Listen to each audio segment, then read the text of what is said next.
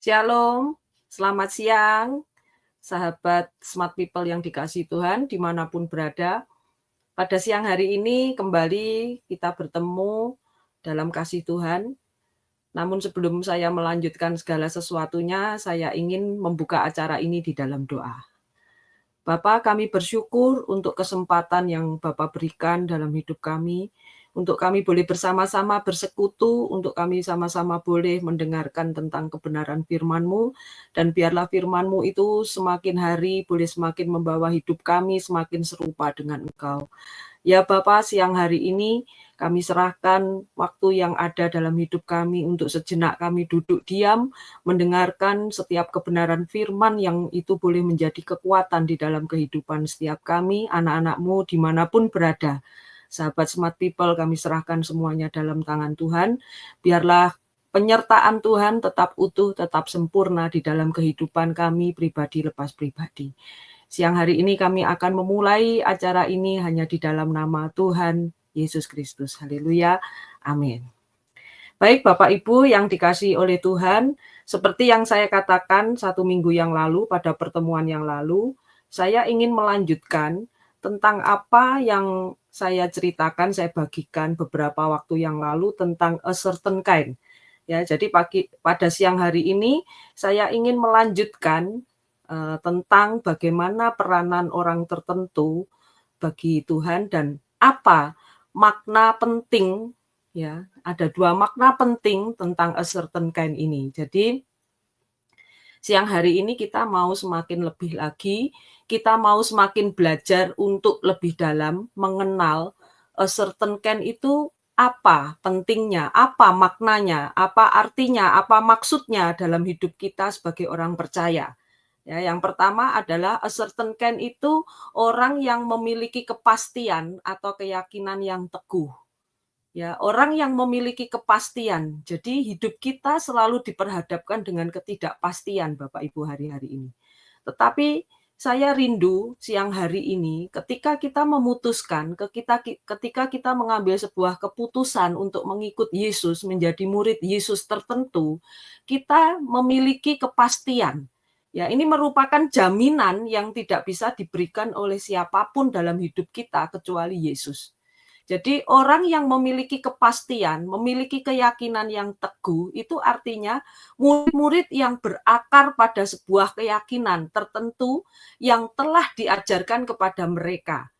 Jadi murid-murid yang berakar pada sebuah keyakinan tertentu itu artinya keyakinan yang mereka yakini itu mendatangkan sebuah kepastian dalam hidup mereka.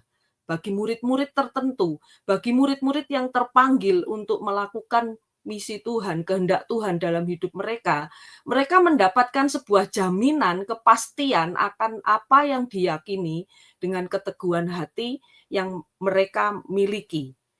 Next, kita melihat bagaimana mereka meyakini kebenaran Alkitab, kebenaran firman Tuhan sebagai tulisan yang diilhamkan Allah, firman Allah yang kekal.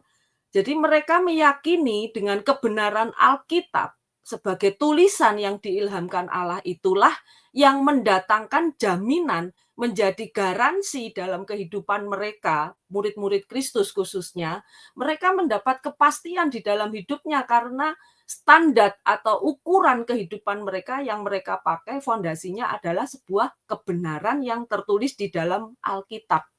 Nah, ini yang perlu kita pahami, perlu kita sadari bahwa yang namanya kebenaran tidak bisa kita berukuran dengan kebenaran manusia. Tetapi hari ini kita mau menjadikan Alkitab itu menjadi fondasi atau menjadi dasar kebenaran yang seutuhnya, yang ditulis bahkan yang diilhamkan oleh Allah sendiri. Jadi firman Allah itu bersifat kekal dalam kehidupan kita sebagai orang percaya. Jadi sebagai orang tertentu, makna yang paling berharga dalam kehidupan kita ketika kita dipanggil, ketika kita dipilih oleh Tuhan, maka kita berhak untuk mendapatkan sebuah janji Tuhan, sebuah kepastian dalam hidup kita untuk kita boleh menikmati hidup yang kekal bersama Allah. Nah, tentunya tidak semudah yang kita bayangkan Bapak Ibu untuk menikmati janji Tuhan ya. mereka juga harus tahu kepastian dalam hidup mereka siapa pribadi Kristus itu. Berapa banyak orang seringkali hanya sekedar tahu siapa Kristus itu, tetapi mereka belum seutuhnya mengenal siapa pribadi Kristus yang sebenarnya dalam kehidupan mereka. Bahkan banyak orang percaya yang ketika mereka dalam tekanan, dalam pergumulan, mereka lupa, mereka tidak lagi mengenal pribadi Kristus itu. Bahkan ada seorang teman ketika dia dalam sebuah pergumulan, ketika mereka dalam situasi yang terpuruk, sempat terlintas dalam pemikiran benak teman saya itu mengatakan bahwa sebenarnya Tuhan itu ada enggak sih? Jadi ketika kita diizinkan Tuhan mengalami sebuah pergumulan, sebuah tekanan yang terjadi, seringkali kita bertanya, sebenarnya Tuhan itu ada enggak sih dalam hidup kita? Nah, mereka hanya sekedar tahu siapa Kristus itu, tetapi mereka tidak mengenal pribadi yang sesungguhnya. Bapak Ibu, saya mau katakan ketika kita mengenal secara pribadi kehidupan Kristus, kehidupan kita di dalam Kristus, kita akan meyakini bahwa setiap proses yang diizinkan Tuhan terjadi, itu semata-mata itu karena kebaikan Tuhan. Jadi hari ini ketika kita memutuskan menjadi orang tertentu, a certain kind itu, kita harus memastikan bahwa kita bukan sekedar tahu, tetapi kita mengenal siapa pribadi Kristus yang sesungguhnya dalam kehidupan kita sebagai orang percaya. Jangan hanya sekedar menjadi orang Kristen, Bapak Ibu. Tetapi hari ini saya mengajak Bapak Ibu untuk lebih mengenal lagi, lebih dalam lagi bagaimana kita mengenal pribadi Kristus dalam hidup kita. Bahkan kita harus menyadari bahwa Kristus itu juga hadir dalam hidup kita ketika pergumulan datang, ketika masalah datang, ketika tekanan datang. Itu sesungguhnya Kristus itu juga ada bersama dengan kita. Nah, hari ini kita juga bukan sekedar mengenal, tetapi kita juga harus tahu pasti apa yang kita imani di dalam Kristus. Bapak Ibu, kita harus tetap memiliki iman yang teguh. Kita harus memiliki iman yang kuat ya di dalam pengenalan akan Kristus. Kita harus tetap mengimani apapun yang diizinkan Tuhan terjadi atas hidup kita, itu sesungguhnya ada jaminan, ada satu kepastian. Walaupun hari ini kita belum melihat ya setitik jalan keluar, kita belum melihat solusi apa yang harus kita ambil, jalan keluar mana yang harus kita tempuh. Tetapi yang pasti ketika kita menjadi a certain kind, menjadi orang yang dipilih oleh Tuhan, orang yang menjadi orang tertentu yang Tuhan tempatkan hari ini dalam kehidupan kita pribadi lepas pribadi, kita harus tetap memiliki iman, bahkan kita harus mengimani apapun yang diizinkan Tuhan terjadi dalam hidup kita, itu ada jalan keluar, ada solusi yang Tuhan berikan. Amin Bapak Ibu. Jadi hari ini pastikan kita memiliki iman yang kuat, kita mengimani. Walaupun kita belum menerima, belum melihat jalan keluar itu. Dari setiap pergumulan, setiap masalah yang kita hadapi, tetapi pastikan iman percaya kita. Ditolong atau tidak ditolong oleh Tuhan, iman kita harus tetap teguh di dalam Tuhan. Janji Tuhan selalu ya dan amin dalam hidup kita, asal kita mengimani semuanya itu pasti akan terjadi seturut dengan kehendak Tuhan.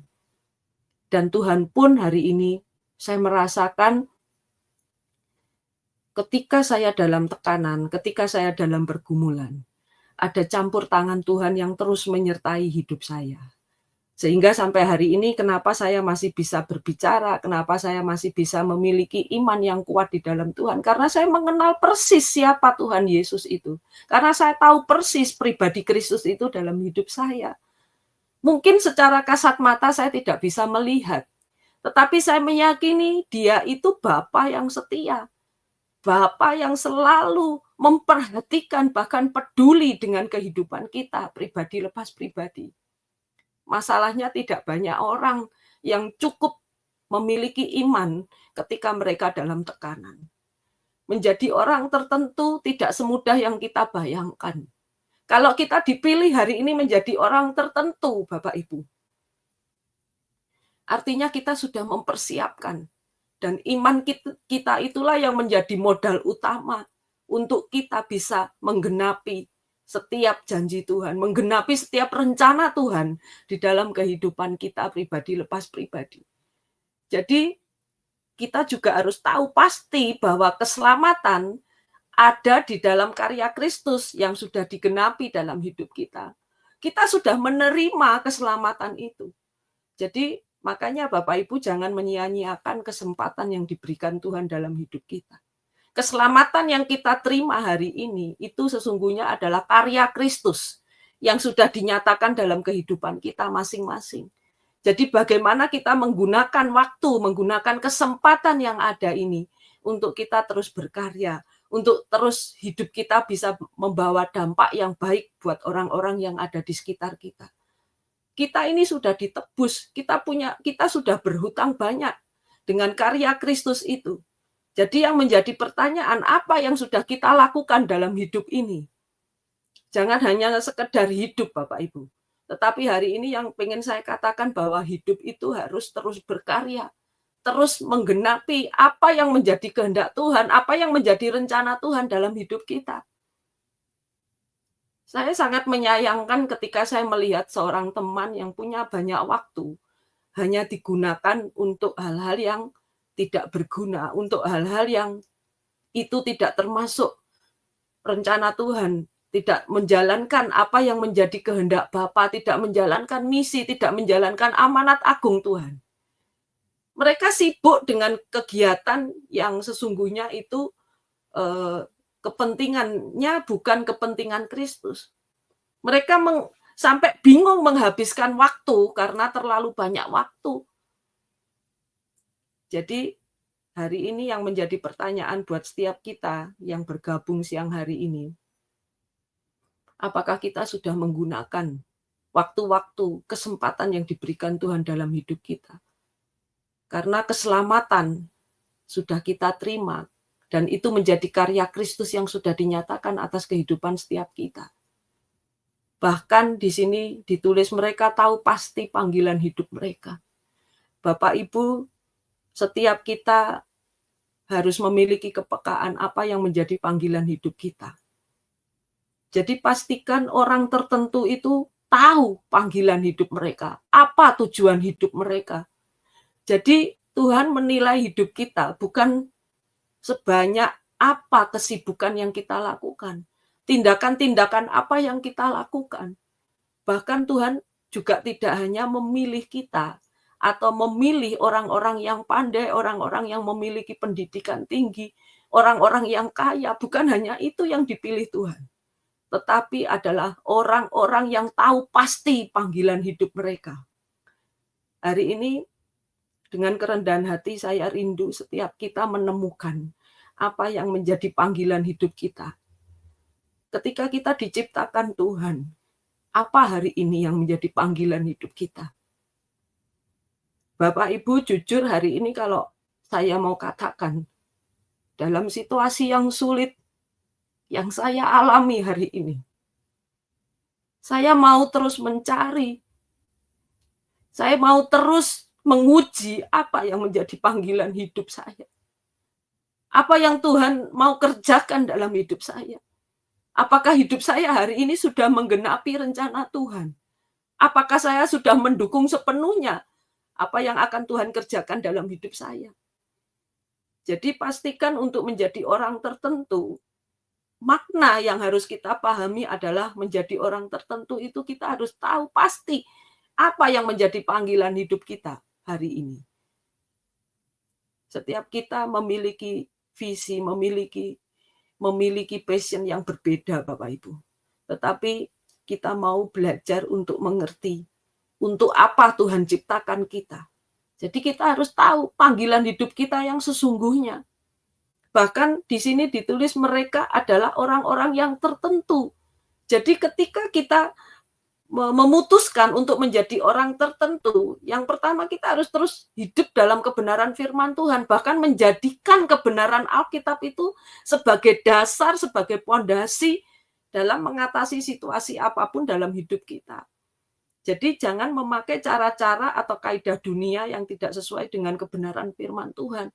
Ada banyak orang yang menyelesaikan masalahnya dengan kaidah-kaidah dunia yang mereka menganggap itu adalah sebuah kebenaran atau pembenaran. Ya, jadi kalau hari ini saya sampaikan ini bahwa orang-orang tertentu itu adalah orang-orang yang mendasarkan hidupnya pada kebenaran Alkitab, menjadi dasar, menjadi panutan, menjadi tuntunan dalam kehidupan mereka. Dan mereka juga harus mengerti bahwa pribadi Kristus itu sempurna, utuh untuk hidup kita. Mereka juga harus mengenal Bapa, mengenal Kristus, mengenal siapa Kristus yang sesungguhnya dalam hidupnya. Bahkan mereka juga harus tahu bahwa mereka mengimani setiap apa yang menjadi kehendak Tuhan. Enak tidak enak, suka tidak suka. Kalau itu kita mengimani bahwa semuanya itu mendatangkan kebaikan dalam hidup kita, maka Tuhan akan memilih kita. Tuhan akan menetapkan bahwa kita ini adalah orang-orang tertentu yang sudah dipilih oleh Tuhan. Mereka juga harus tahu pasti keselamatan mereka ada di dalam karya Kristus yang sudah digenapi. Jadi pastikan siang hari ini kita semua mengetahui bahwa keselamatan, janji kepastian itu ada di dalam karya Kristus dan itu sudah dinyatakan dalam kehidupan setiap kita. Bahkan mereka tahu pasti panggilan hidup mereka. Jadi siang hari ini kita mau mengerti panggilan hidup kita masing-masing Bapak Ibu. Jadi apapun yang terjadi dalam hidup kita hari ini, kita harus sejenak merenungkan, untuk apa aku hidup hari ini? Apa yang mau aku kerjakan? Bapak Ibu kalau sampai hari ini Bapak Ibu belum mengetahui panggilan hidupmu, Bapak Ibu boleh bertanya kepada Tuhan. Tuhan, untuk apa Engkau menciptakan aku? Apa yang menjadi rencana Tuhan dalam hidupku? Ketika kita mengambil waktu sejenak Bapak Ibu untuk merenung fokus kepada Tuhan, Tuhan akan tunjukkan itu. Tuhan akan nyatakan dalam kehidupan kita. Jangan pernah kita merasa, aku ini orang yang enggak bisa apa-apa, aku ini orang yang enggak punya pendidikan yang tinggi, aku ini orang yang enggak mengerti apapun, aku enggak bisa melakukan apapun. Bapak Ibu jangan pernah merasa engkau enggak bisa apa-apa. Setiap kita akan diperlengkapi, setiap kita akan dimampukan untuk bisa mengenal kehendak Tuhan dalam hidup kita. Next, kita mau lihat slide yang berikutnya. Di dalam Kisah Rasul 4 ayat yang ke-13 di situ dikatakan, ketika sidang itu melihat keberanian Petrus dan Yohanes dan mengetahui bahwa keduanya orang biasa yang tidak terpelajar, heranlah mereka dan mereka mengenal keduanya sebagai pengikut Kristus, pengikut Yesus. Jadi Bapak Ibu, rupanya untuk menjadi orang tertentu itu butuh keberanian. Petrus dan Yohanes di sini dicatat, Alkitab mencatat bahwa keduanya bukan orang yang kaya, bukan orang yang terpelajar, bukan orang yang berpendidikan tinggi, tetapi mereka mampu membuktikan bahwa mereka itu adalah pengikut Kristus, pengikutnya Yesus. Bahkan saya pernah membaca di dalam kitab Kisah Para Rasul, ya, di situ dicatat bahwa kata Kristen itu untuk pertama kalinya itu digunakan di Antiokhia. Jadi kata Kristen itu bukan Yesus yang menggunakan kata itu. Kata orang Kristen bukan Yesus yang memberikan nama itu untuk setiap pengikutnya. Tetapi ketika orang-orang yang berada di Antiokhia, dia melihat cara hidup murid-murid Kristus waktu itu, mereka mengatakan bahwa mereka ini adalah orang Kristen. Jadi kata Kristen untuk pertama kalinya digunakan itu di Antiokhia. Ketika mereka melihat apa yang setiap hari dikerjakan oleh murid-murid Yesus. Dari cara hidup mereka, cara bicara mereka, cara mereka bersosialisasi dengan seseorang, cara mereka ada di dalam lingkungan orang banyak. Mereka melihat bahwa orang-orang yang tertentu itu hidup di dalam kebenaran firman Tuhan. Makanya orang yang ada di Antiokhia mengatakan bahwa mereka itu adalah orang Kristen. Jadi Bapak Ibu, bagaimana dengan kita? Berapa lama kita menjadi orang Kristen? Apakah orang sudah melihat Kristus itu dalam hidup kita? Apakah orang sudah melihat bahwa kita ini orang Kristen, orang yang mau tampil beda dengan orang di luar sana? Jadi Bapak Ibu, hari ini kita mau pastikan bahwa identitas kita, orang-orang percaya, orang-orang Kristen, kita harus membuktikan, kita harus berani belajar dari murid-murid Yesus. Yang di sini dicatat bahwa Petrus dan Yohanes itu bukan orang yang terpelajar, tetapi mereka memiliki keberanian, mereka memiliki satu kepastian dalam hidup mereka untuk menjadi pengikut Yesus. Bagaimana dengan kita, Bapak Ibu? Pada siang hari ini, apakah kita masih mau mengambil sebuah komitmen untuk kita menjadi murid Kristus? Menjadi murid Kristus memang tidak mudah, Bapak Ibu. Ada harga yang harus kita bayar. Minggu yang lalu saya sampaikan, menjadi murid Kristus harus berani untuk memikul salib, menyangkal diri, meninggalkan setiap kesenangan apa yang kita sukai. Kita harus berani berkorban untuk waktu, untuk kesempatan, di mana kita bisa melakukan hal yang menyenangkan hidup kita. Kita mau korbankan semuanya itu kalau kita mau memutuskan untuk menjadi pengikut Kristus. Next.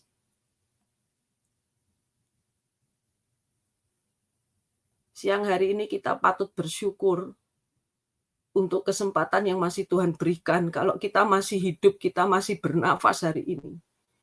Kita wajib tahu bahwa yang sesungguhnya pemuritan itu merupakan seorang yang tertentu, yang secara radikal berkomitmen untuk suatu tujuan tertentu dan melalui suatu proses tertentu memproduksi suatu hasil yang tertentu. Makna atau arti penting a certain kind yang kedua adalah pemuritan itu merupakan seorang yang tertentu, Bapak Ibu. Kata pemuritan itu sesungguhnya berbicara tentang seorang yang tertentu, yang secara radikal orang ini memiliki komitmen yang kuat untuk mencapai suatu tujuan tertentu. Dan melalui suatu proses tertentu pula, memproduksi suatu hasil yang tertentu untuk kepentingan kerajaan Allah. Edmund Chen mengatakan bahwa orang yang dipanggil Tuhan untuk mencapai suatu tujuan tertentu inilah yang dimaksud dengan sebuah pemuritan. Ini secara radikal ya Bapak Ibu dilakukan, secara sengaja dilakukan. Pemuritan itu tidak terjadi serta-merta, begitu saja bisa terjadi.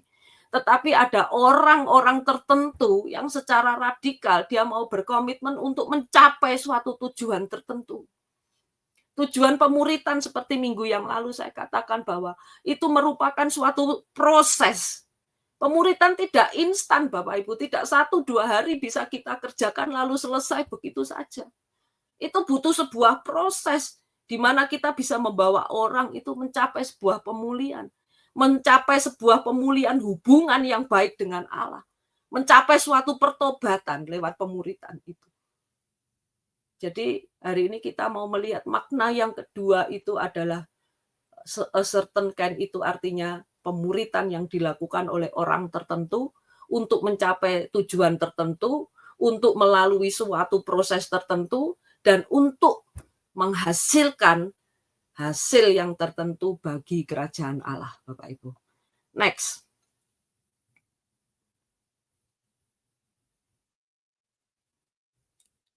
Jadi siang hari ini kita mau lebih lagi belajar tentang 3 pemahaman kata tertentu.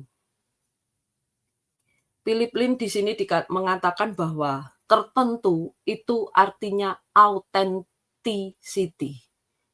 Autentik ya. Kalau kita mendengar kata autentik itu artinya ketulusan dalam beribadah kepada Allah.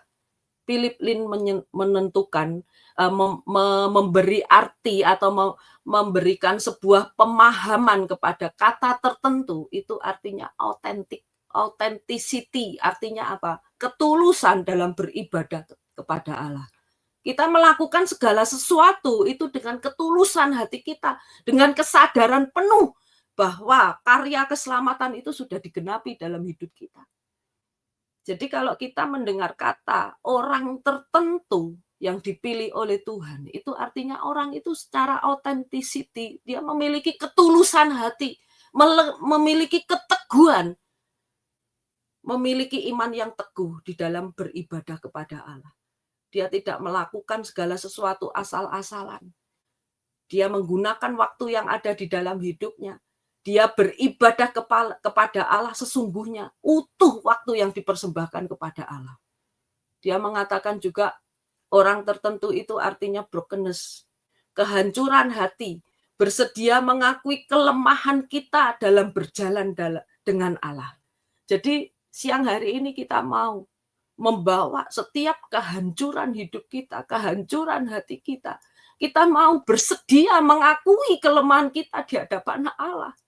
Bahwa sesungguhnya kita tidak mampu melakukan apapun tanpa penyertaan Tuhan. Kalau hari ini kita bisa mencapai segala sesuatu dalam hidup kita, Bapak Ibu, itu semata-mata sesungguhnya bukan karena kekuatan kita, bukan karena kepandaian kita. Tetapi hari ini kalau kita bisa mencapai segala sesuatu dalam hidup kita, itu artinya apa, Bapak Ibu? Ada penyertaan Tuhan. Kita sedang berjalan dalam Tuhan. Bapak Ibu, saya ingin menyaksikan ya sedikit dalam hidup saya. Kalau beberapa waktu lalu saya sempat dipilih, sempat diminta untuk menjadi seorang pemimpin di kegerakan wanita ya. Saya menganggap itu sebuah hal yang besar, sebuah hal yang tidak pernah saya pikirkan, tidak pernah terlintas dalam kehidupan saya, tidak pernah terlintas dalam pikiran saya. Kenapa saya yang dipilih untuk menjadi seorang pemimpin di mana saya harus memegang 4 kota. 4 kota yang dipercayakan kepada saya, kota Banyuwangi, kota Jember, kota Madiun, dan kota Kediri, Bapak Ibu. Saya membawa satu kehancuran hati, saya menyadari bahwa hidup saya itu tidak sempurna. Tuhan, saya apa mampu menjadi seorang pemimpin? Apalagi saya harus menggantikan pemimpin yang lama, yang saya tahu orang itu sangat punya kompetensi dalam hal kepemimpinannya. Saya membawa kehancuran hati saya. Saya mengakui kelemahan saya di hadapan Tuhan. Tuhan, sesungguhnya aku nggak mampu untuk menerima sebuah tanggung jawab yang besar menjadi seorang pemimpin. Itu tidak pernah ada dalam kamus hidup saya, Bapak Ibu. Tetapi kalau saya dipilih menjadi orang tertentu, artinya saya harus berani, saya harus bersedia mengakui kelemahan saya. Tidak ada yang saya banggakan dalam hidup saya, Bapak Ibu, di hadapan Allah. Karena Allah itu tahu persis apa yang menjadi keterbatasan saya, apa yang menjadi kelemahan saya. Tuhan tahu persis itu. Tetapi ketika saya mengatakan, ya Tuhan, aku bersedia. Bukan karena saya mengejar posisi, Bapak Ibu. Tetapi saya membawa satu kehancuran hati saya di hadapan Tuhan. Dan saya merasa terbeban melihat jiwa-jiwa yang ada di 4 kota yang Tuhan percayakan dalam hidup saya. Kehancuran hati itulah yang dirindukan oleh Tuhan, Bapak Ibu. Apakah Bapak Ibu dan saya bersedia siang hari ini untuk mengakui di hadapan Tuhan dengan kelemahan kita, keterbatasan kita dalam berjalan dengan Allah. Jadi Philip Lin mengatakan bahwa pemahaman kata tertentu itu adalah kita sedang membawa kehancuran hati kita. Kita bersedia mengakui kelemahan kita di hadapan Tuhan. Ketika kita mengatakan ya di hadapan Tuhan, Bapak Ibu, kasih karunia itu akan dicurahkan dalam hidup kita. Tuhan akan memampukan kita, bahkan saya secara pribadi bisa melakukan hal-hal yang tidak pernah saya pikirkan. Ketika saya memutuskan, saya menjalankan sebuah pelayanan, saya menjalankan sebuah pemuritan, saya hanya berjalan dengan Allah. Kalau saya berjalan dengan kekuatan saya, Bapak Ibu, saya tidak akan mampu berjalan, menjalankan sebuah kehendak Tuhan. Rencana Tuhan yang besar, menjadikan semua bangsa menjadi murid Tuhan itu tidak mudah, Bapak Ibu. Ada banyak tantangan, ada banyak pergumulan, ada banyak tekanan yang saya terima ketika saya melakukan itu. Tetapi saya menyadari ketika pergumulan datang, keterbatasan datang dalam hidup saya, kelemahan yang ada dalam hidup saya melihat ketika saya mengalami semuanya itu, saat itu juga saya melihat bahwa Tuhan sedang ada bersama dengan saya. Dan yang ketiga, Philip Lin katakan bahwa kita butuh keberanian, courage, keberanian dalam apa yang kita kerjakan bagi Allah. Dibutuhkan sebuah keberanian, dibutuhkan sebuah keberanian untuk mengambil sebuah keputusan. Bapak Ibu, kalau saya melakukan perjalanan pemuritan di 4 kota ini, saya berangkat sendirian. Saya hanya di-drop sama driver saya di stasiun Gubeng. Saya harus naik kereta dari jam 10 malam menuju ke Banyuwangi, itu sampai di Banyuwangi itu subuh, Bapak Ibu. Sekitar pukul 3.30. Setengah 4 pagi itu baru nyampe di stasiun Kalistyle di Jember. Di Banyuwangi, maaf, di Banyuwangi. Dibutuhkan sebuah keberanian. Kalau saya mengatakan aku nggak berani berangkat sendiri, terus siapa yang mau mengantarkan saya sampai di Banyuwangi? Saya harus memiliki keberanian. Semalam-malaman saya hanya tidur di kereta. Ada hal yang saya korbankan. Terkadang waktu saya ada di dalam kereta, orang lagi di dalam kereta itu tidak bisa tidur dengan nyenyak, Bapak Ibu. Ya, tidurnya hanya tidur-tidur ayam seperti itu. Ya, waktu itu saya membayangkan dengan apa yang saya miliki waktu itu. Saya punya uang yang banyak, suami saya bekerja dalam puncak kesuksesan. Saya sempat berpikir di dalam kereta itu, apa yang aku cari ya hidup ini? Ngapain aku juga susah-susah ke Banyuwangi memuridkan orang? Saya sempat berpikir seperti itu, Bapak Ibu. Di saat orang lain bisa tidur lelap di rumah, saya harus ada di dalam kereta. Saya harus menjalani sebuah perjalanan yang panjang. Saya harus melakukan pemuritan demi pemuritan yang membutuhkan proses dan waktu yang panjang. Tetapi karena keberanian saya menyadari bahwa Tuhan memilih saya lewat posisi yang Tuhan berikan untuk saya menjadi seorang pemimpin. Itu bukan menjadi kebanggaan ketika saya dipilih menjadi pemimpin. Tetapi ketika saya menjadi pemimpin, saya bertanya kepada Tuhan, Tuhan, apa yang harus saya kerjakan? Apa yang harus saya lakukan untuk menjadi seorang pemimpin?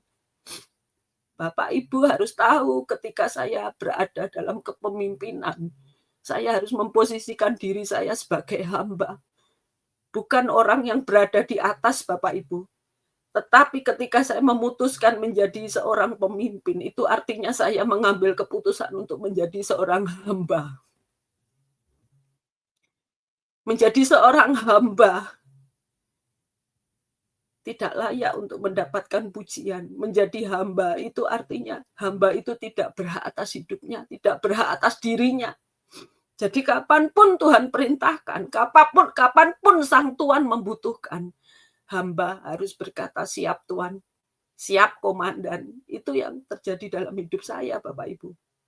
Saya harus memiliki sebuah keberanian untuk melakukan, untuk mengerjakan apa yang saya imani, apa yang saya yakini bahwa itu adalah kehendak Tuhan dalam hidup saya. Jadi Bapak Ibu dan saya siang hari ini mari kita sama-sama memahami kehidupan kita. Jangan sia-siakan hidup yang ada ini Bapak Ibu. Kalau hari ini kita ada, kita artinya kita sedang dipilih oleh Tuhan untuk menjadi orang tertentu. Miliki ketulusan Bapak Ibu. miliki ketulusan dalam beribadah kita kepada Allah. Karena Tuhan melihat apa yang ada di dalam hati kita, kehancuran hati kita. Kita bersedia mengakui setiap keterbatasan, kelemahan dalam hidup kita saat kita berjalan dengan Allah. Tuhan yang akan memampukan, Bapak Ibu. Mungkin secara manusia, secara fisik, terkadang kita boleh merasakan ada satu puncak, ada di satu titik kejenuhan. Kadang merasa ada satu titik kebosanan, harus berjalan ke sana kemari melakukan sebuah perjalanan. Tetapi satu hal, di saat saya merasa lelah, ketika saya ada di dalam kereta, Bapak Ibu, dengan samar-samar Tuhan menghampiri saya di dalam kereta itu. Dalam ketidaklelapan tidur saya itu, Bapak Ibu, saya melihat satu bayangan Tuhan itu ada di depan saya. Dengan tangannya mengacungkan 2 jempol, dia katakan, "Lanjutkan anakku." Saya sempat menangis, Bapak Ibu. Ada satu perjumpaan yang saya rasakan, ada satu kehadiran Tuhan dalam hidup saya. Ketika saya berada di dalam kereta itu, Tuhan katakan, "Lanjutkan anakku. Aku suka dengan apa yang kamu kerjakan hari ini." Dan itulah yang menjadi kekuatan buat saya sampai hari ini. Kenapa saya masih mau untuk hidup menjadi orang tertentu yang mau bayar harga. Ada waktu yang saya korbankan, ada tenaga yang saya korbankan, ada uang yang saya korbankan untuk menjadi orang tertentu ini. Jadi Bapak Ibu pastikan jangan sia-siakan waktu yang ada, kesempatan yang Tuhan berikan. Waktu kita tidak banyak, Bapak Ibu. Jadi pastikan siang hari ini Bapak Ibu yang mendengarkan apa yang saya sampaikan, saya tidak sedang berkhotbah, tetapi saya ingin membagikan apa yang saya kerjakan, apa yang saya imani, apa yang saya lakukan dalam hidup saya ketika saya menjadi orang tertentu yang dipilih oleh Tuhan untuk melakukan kehendak Tuhan. Next.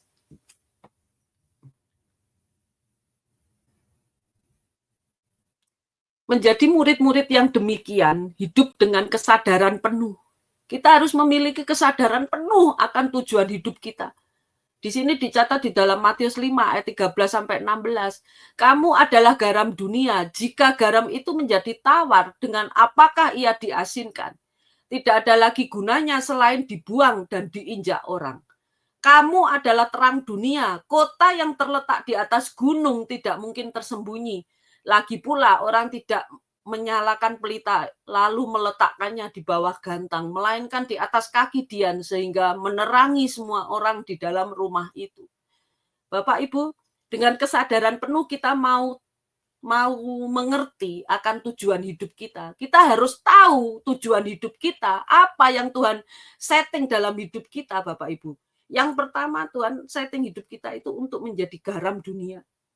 Jadi di sini ada sebuah pertanyaan, jika garam itu menjadi tawar, dengan apakah ia diasinkan? Bapak Ibu, kita harus terus menjaga garam kehidupan kita untuk terus menjadi asin supaya hidup kita ini masih berguna, hidup kita ini masih ada gunanya, ada fungsinya. Kalau hidup kita sudah tawar, tidak ada gunanya lagi. Di sini dikatakan tidak ada gunanya selain dibuang dan diinjak orang. Jadi jagai supaya garam kehidupan kita itu tetap asin. Artinya apa Bapak Ibu? Kita tetap berfungsi, kita melakukan fungsi kita sesuai dengan tujuan Tuhan menciptakan kita. Tuhan itu tidak sembarangan menciptakan kita, Bapak Ibu. Ada sebuah tujuan yang harus kita capai untuk menjadi garam dunia. Dan yang kedua, kita harus tahu bahwa hidup kita ini harus menjadi terang dunia. Menerangi semua kota-kota yang terletak di atas gunung. Nah, ini yang Tuhan mau tuh, Bapak Ibu. Bukan sekedar kita hanya menjadi terang di tempat yang terang, tetapi kita mau membawa terang hidup kita untuk menerangi orang-orang yang ada di dalam kegelapan. Dan ini harus kita lakukan dengan kesadaran penuh bahwa hidup kita hari ini, waktu yang diberikan Tuhan hari ini tidak sekedar untuk kita gunakan hanya untuk sekedar bersenang-senang, untuk sekedar melakukan hal-hal yang sesuai dengan yang kita inginkan, menyia-nyiakan waktu yang ada. Tetapi gunakan waktu yang ada karena kita harus mencapai sebuah tujuan hidup, bahwa kita harus terus menjadi garam dunia, menjadi terang bagi dunia ini. Terus terang, hari ini saya ingin sampaikan bahwa ketika kita hidup di dalam terang, kita bisa dimampukan untuk membawa terang hidup kita ini untuk menerangi orang-orang yang ada dalam kegelapan. Kita harus melakukan tujuan Tuhan dalam hidup kita, menjadi garam dunia, menjadi terang dunia. Hari ini kita sudah tahu bahwa ketika kita diciptakan Tuhan, ada satu maksud, ada sebuah tujuan hidup yang sudah ditetapkan oleh Tuhan. Menjadi garam dunia. Artinya garam yang sedikit tetapi bisa membawa dampak bagi orang-orang yang ada di sekitar kita. Kita mau peduli, kita mau belajar untuk memperhatikan orang-orang yang ada di sekitar kita. Bapak Ibu, ketika saya dalam masa kekurangan, saya dalam masa yang sulit hari ini, saya mau terus membagikan hidup saya. Apa yang masih bisa saya berikan? Baik waktu saya, tenaga saya, pikiran saya. Saya mau terus garam hidup saya ini bisa menjadi asin, tidak menjadi tawar. Kalau hidup kita sudah mencapai satu titik tawar, Bapak Ibu, yang namanya tawar itu artinya kita sudah tidak memiliki semangat lagi, kita tidak memiliki gairah, kita menjadi orang yang loyo. Jagai itu Bapak Ibu. Hari ini di situasi yang sulit yang saya alami hari ini, saya mau terus menjaga garam kehidupan saya ini untuk terus bisa asin, tidak menjadi tawar Bapak Ibu. Dengan cara saya terus melakukan apa yang bisa saya lakukan hari ini. Menjadi garam dunia tidak menunggu kaya, Bapak Ibu. Kalau kita mau menjadi garam dunia, kita menunggu, kita harus kaya raya dulu, baru kita mau melayani Tuhan. Kita akan kehabisan waktu, Bapak Ibu. Justru saat ini adalah saat yang tepat. Di saat kesulitan datang, di saat masalah datang, apakah kita masih ingat akan tujuan hidup kita? Tuhan tetapkan kita hari ini. Tuhan menciptakan kita hari ini untuk menjadi garam dunia. Artinya hidup kita harus bisa membawa pengaruh, membawa dampak positif bagi orang-orang yang ada di sekitar kita. Dengan kesulitan, kesukaran hari ini, apakah orang bisa melihat Kristus dalam hidup kita? Bapak Ibu, jujur dengan masalah yang saya hadapi hari ini. Ada seseorang yang mengatakan kepada saya, hari ini kamu masih bisa hidup, hari ini kamu masih bisa berpikir waras, kamu masih bisa pelayanan, kamu masih sehat. Kalau kamu tidak tinggal dalam Tuhan, aku percaya hari ini mungkin kamu sudah masuk di rumah sakit jiwa sana. Banyak orang yang mengatakan kepada saya, di tengah pergumulan kamu kok masih bisa ya melayani Tuhan? Kok kamu masih bisa ya mikirin orang lain? Karena saya mau menjadi garam dunia, Bapak Ibu. Saya tidak nunggu masalahku selesai baru aku mau. Tidak, Bapak Ibu. Tapi saya memutuskan ketika saya dalam masa sulit seperti ini, saya pun mau terus menjaga untuk saya bisa berdampak. Di situasi yang sulit ini orang boleh melihat ada Kristus dalam hidup saya. Saya mampu bukan karena kekuatan saya, Bapak Ibu. Tapi ada Kristus dan ada iman yang kuat di dalam diri saya. Untuk saya meyakini bahwa suatu saat saya akan menerima janji Tuhan. Janji itu akan digenapi dalam hidup saya. Saya harus membawa terang hidup saya. Saya harus menjadi contoh, menjadi teladan bagi orang lain. Bagi karyawan saya, bagi anak saya. Saya harus terus menjadi teladan. Karena Tuhan sudah tetapkan saya untuk menjadi orang tertentu. Itu artinya saya harus terus menjadi teladan, menjadi berkat bagi banyak orang. Apa yang bisa saya kerjakan hari ini, saya kerjakan. Untuk terus menjadi teladan, menjadi terang dunia. Jadi Bapak Ibu pastikan siang hari ini kita tahu bahwa ada dua tujuan hidup yang sudah Tuhan tetapkan. Menjadi garam dunia dan menjadi terang dunia. Makanya jangan pernah tergantikan identitas kita.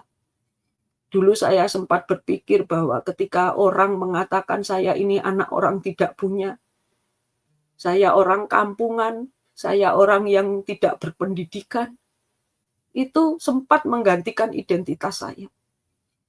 Saya lupa akan tujuan Tuhan dalam hidup saya. Tetapi siang hari ini, saat ini saya sadar penuh, dengan kesadaran yang penuh, saya menolak semuanya itu. Tuhan tidak setting hidup saya menjadi orang yang tidak punya. Tuhan tidak sedang membentuk hidup saya, setting hidup saya menjadi orang yang tidak berpendidikan.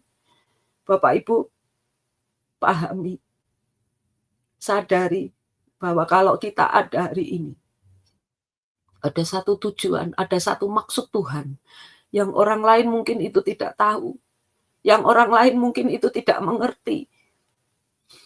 Orang lain bisa melihat apa yang kelihatan, Bapak Ibu. Tetapi sesungguhnya Tuhan melihat hati kita. Tuhan sedang mengawasi hidup kita. Justru pada saat situasi yang sulit hari ini, saya begitu merasakan kedekatan saya dengan Tuhan. Saya bisa berkomunikasi kapanpun dengan Tuhan. Kapanpun saya membutuhkan. Dia itu Bapak yang setia. Bapak yang peduli. Dan saya merasakan bahwa di situasi sulit saat ini pun, saya merasakan Tuhan sedang bersama-sama dengan saya. Next, yang berikutnya.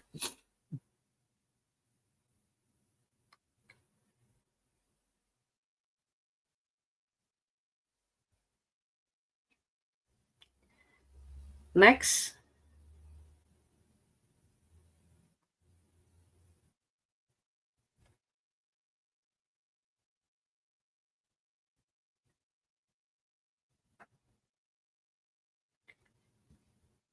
Jadi Bapak Ibu, ketika kita mengerti tujuan hidup kita, khususnya orang-orang yang sudah dipilih oleh Tuhan, hidup mereka penuh semangat yang berkobar-kobar untuk memenuhi tujuan tersebut.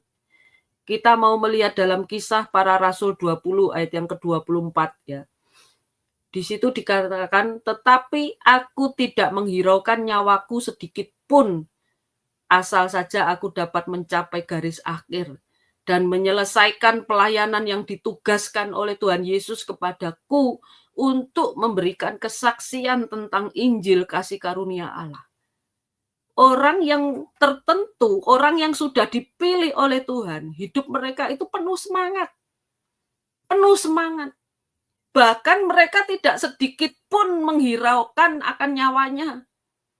Bapak Ibu, Tuhan ada jaminan bagi anak-anaknya yang mau melayani. Ada satu kepastian ketika kita mau melayani. Jangan takut. Jangan pernah khawatir tentang apapun.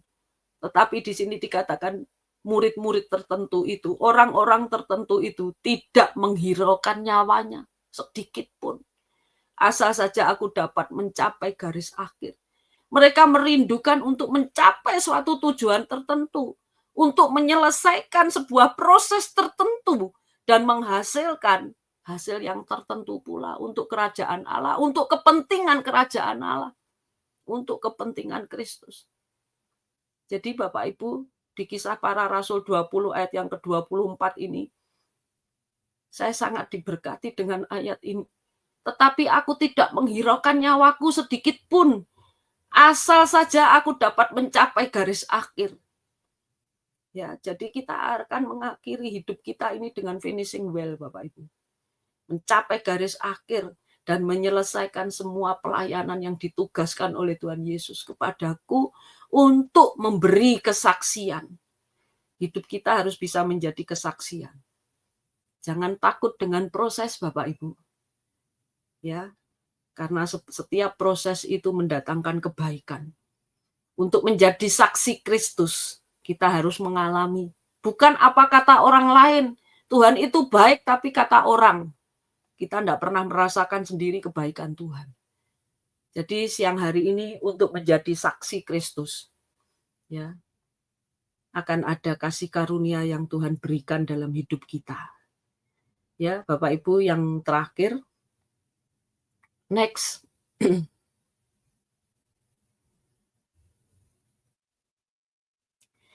Ini adalah sebuah proses pemuritan yang saya kerjakan, Bapak Ibu. Dulu saya adalah orang dengan gambar diri yang rusak.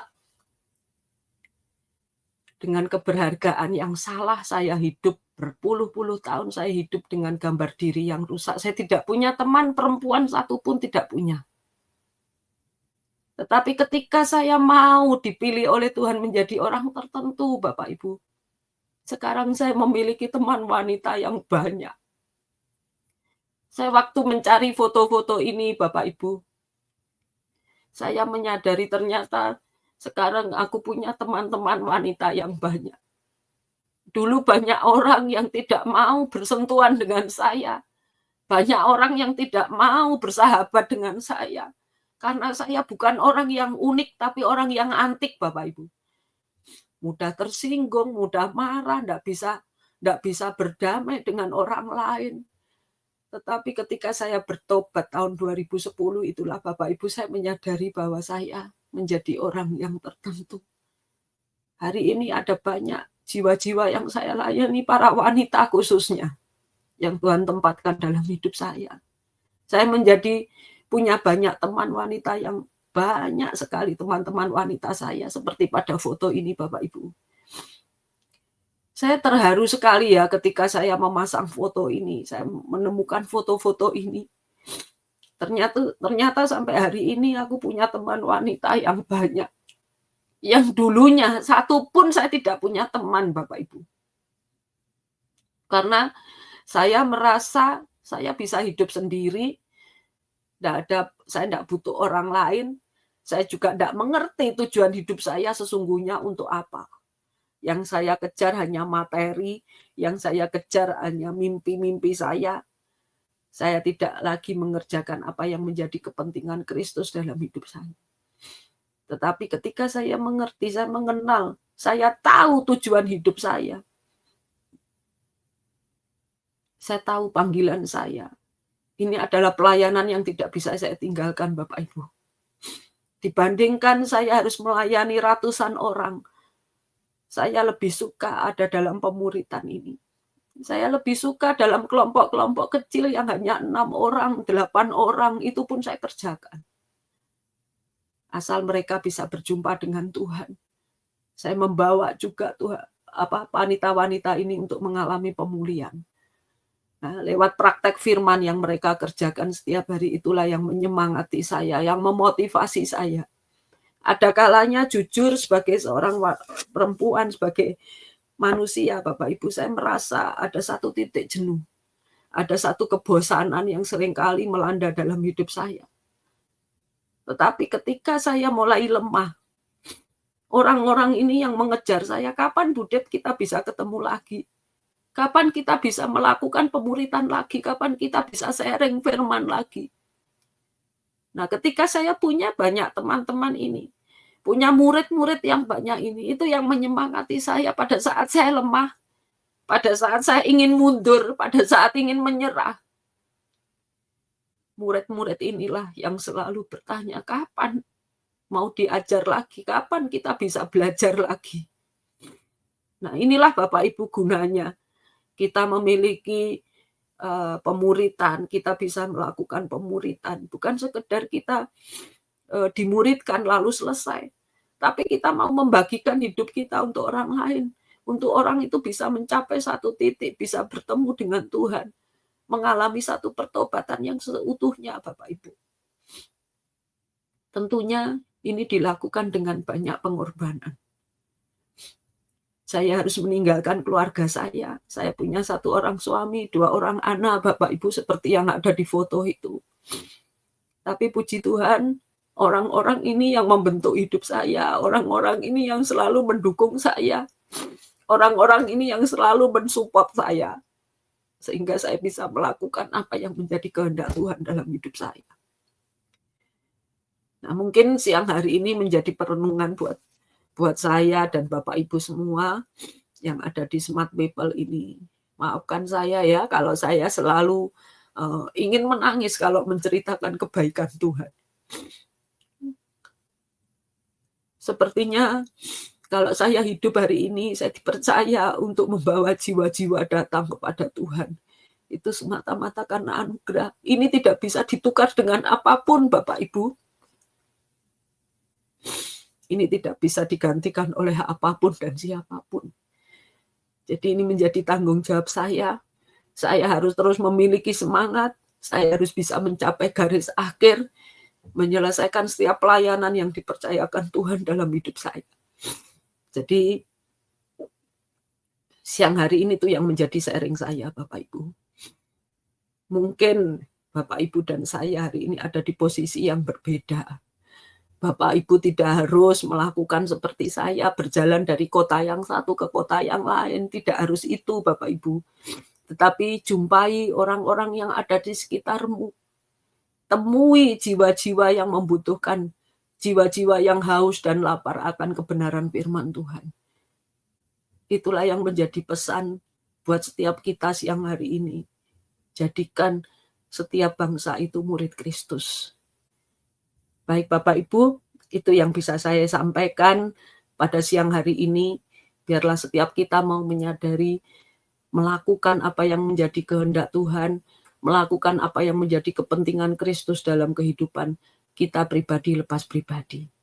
Dan saya akan mengakhiri ya sharing kita siang hari ini. Semoga apa yang saya sampaikan itu bisa bermanfaat, apa yang saya sampaikan itu bisa membuka pikiran setiap kita untuk kita mau hidup benar di hadapan Tuhan, menggunakan setiap waktu yang ada di dalam kehidupan setiap kita. Kita mau mengakhiri dan menutup acara ini di dalam doa. Terima kasih Tuhan untuk firman-Mu siang hari ini. Meteraikan firman-Mu Tuhan. Bagi setiap telinga yang mendengar siang hari ini. Biar firman-Mu tidak berlalu begitu saja. Tetapi firman-Mu itu boleh membuat kami semakin bersemangat. Memiliki semangat yang berkobar-kobar untuk melayani Engkau Tuhan. Secara khusus kami serahkan seluruh sahabat Smart People yang ada, sahabat Smart People yang sudah bergabung siang hari ini, dimanapun mereka berada. Apapun masalahnya, apapun situasi dan kondisinya Tuhan, aku menyerahkan mereka semua dalam tangan Tuhan.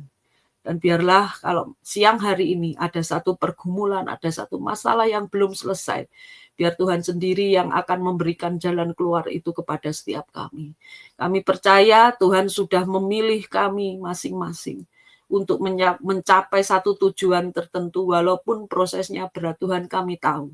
Tetapi kami percaya, kami meyakini ada satu kasih karunia yang Tuhan berikan, sehingga kami dimampukan untuk terus hidup dan menghasilkan segala sesuatu untuk kepentingan kerajaan Allah. Terima kasih Bapa, meteraikan firman-Mu, dan biarlah setiap telinga yang mendengar boleh diberkati, dan setiap telinga yang mendengar pula boleh mengerti tujuan hidup mereka masing-masing. Terima kasih Tuhan, hanya di dalam nama Yesus hamba berdoa dan mengucap syukur. Haleluya, amin. Terima kasih Bapak Ibu semua, selamat siang, selamat melanjutkan aktivitas kita siang hari ini. Tuhan Yesus memberkati.